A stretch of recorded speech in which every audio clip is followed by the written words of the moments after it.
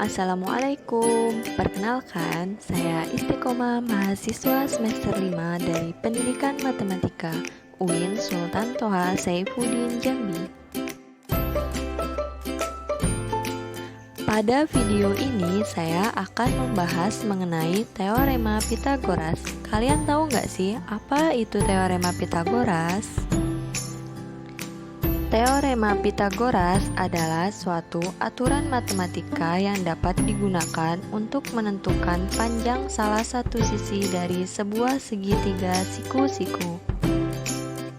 Perlu diingat bahwa teorema Pythagoras hanya berlaku untuk segitiga siku-siku, tidak bisa digunakan untuk menentukan sisi dari segitiga lain yang tidak berbentuk siku-siku. Di dalam teorema Pythagoras juga terdapat sebuah dalil loh. Nah, pasti penasaran kan gimana isi dalil dari teorema Pythagoras?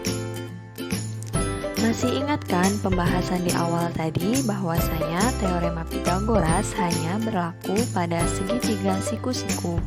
Jadi, dalil Pythagoras adalah dalil matematika tentang segitiga siku-siku yang menunjukkan bahwa panjang alas kuadrat tambah panjang tinggi kuadrat sama dengan panjang sisi miring kuadrat.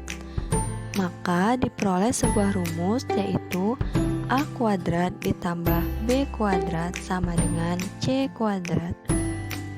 Dari dalil teorema Pythagoras tadi dapat kita gambarkan sebuah segitiga siku-siku seperti pada gambar, yaitu A sebagai sisi datar, B sebagai sisi tegak, dan C sebagai sisi miring.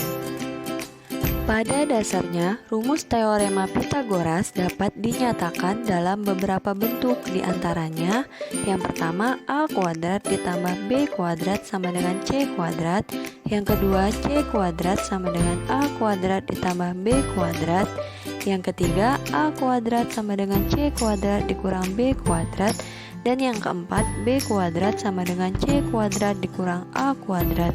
Jika kalian susah dalam menghafal rumus-rumusnya, kalian cukup menghafal satu rumus saja, yaitu pada rumus pertama, karena 3 rumus ke bawah adalah hasil modifikasi dari rumus yang pertama. Jadi cukup menghafal satu saja dan mengingat konsepnya. Teorema Pythagoras juga dapat diterapkan dalam kehidupan sehari-hari loh. Penasaran kan? Yuk langsung saja kita masuk ke contohnya. Contoh, Adit akan pergi ke rumah Dina, tetapi Adit tidak tahu jalan mana yang jaraknya terdekat antara rumahnya dan rumah Dina. Mari kita bantu Adit dalam menyelesaikan masalah ini menggunakan teorema Pythagoras. Kalian perhatikan peta ini ya.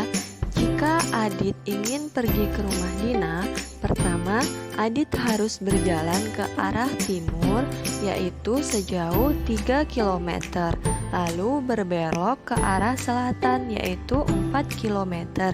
Jika Adit ingin ke rumah Dina, maka Adit melewati jalan sejauh 7 km. Namun ada jarak terdekatnya loh. Coba perhatikan baik-baik, ternyata peta dari rumah Adit menuju rumah Dina membentuk segitiga siku-siku. Dan kita misalkan sisi datarnya A, sisi tegaknya B, dan sisi miringnya C. Sisi datarnya sudah diketahui A yaitu 3 km dan sisi tegaknya B 4 km. Lalu kita mencari sisi miringnya, yaitu kita bisa menggunakan rumus C kuadrat sama dengan A kuadrat ditambah B kuadrat. Lalu kita masukkan nilainya, 3 kuadrat ditambah 4 kuadrat sama dengan 9 ditambah 16 sama dengan 25. Kita hilangkan kuadratnya dengan cara mengakarkannya. Jadi, akar dari 25 adalah 5. Nah, jadi kita sudah tahu kan jarak terdekat dari rumah Adit menuju rumah Dina ternyata sejauh 5 km, yaitu dari sisi miringnya. Jadi, mudah kan kita bisa menggunakan teorema Pythagoras ini dalam kehidupan sehari-hari. Cukup sekian video dari saya, semoga bermanfaat dan dapat dipahami serta diterapkan dalam kehidupan sehari-hari. Saya akhiri, wassalamualaikum warahmatullahi wabarakatuh.